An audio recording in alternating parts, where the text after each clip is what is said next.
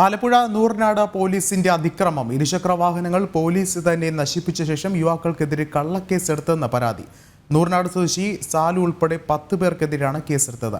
അതേസമയം പോലീസ് ഉദ്യോഗസ്ഥർ വാഹനങ്ങൾ അലക്ഷ്യമായി കൈകാര്യം ചെയ്യുന്ന ദൃശ്യങ്ങളും പുറത്തുവന്നു.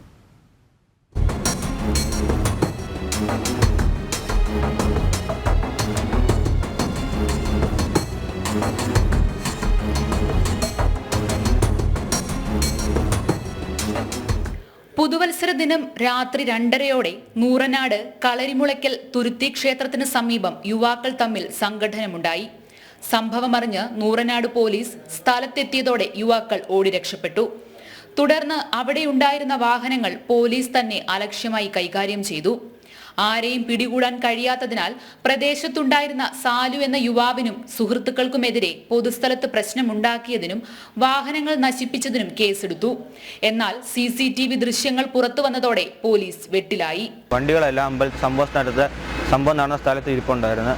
എന്നെ കൊണ്ടുവന്ന ആ സ്ഥലത്ത് കൊണ്ടുവന്നപ്പോഴത്തേക്കും എൻ്റെ മുന്നിൽ ഇട്ടാണ് ഇവർ വണ്ടിയെല്ലാം ചവിട്ടി താഴെ ഇട്ട് അടിച്ച് പൊട്ടിക്കുകയൊക്കെ ചെയ്ത്.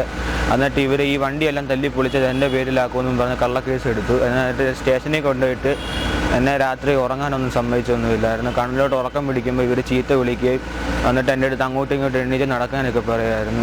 കള്ളക്കേസെടുത്തതിനെതിരെ മനുഷ്യാവകാശ കമ്മീഷനും ജില്ലാ പോലീസ് മേധാവിക്കും പരാതി നൽകുമെന്ന് സാലു പറഞ്ഞു.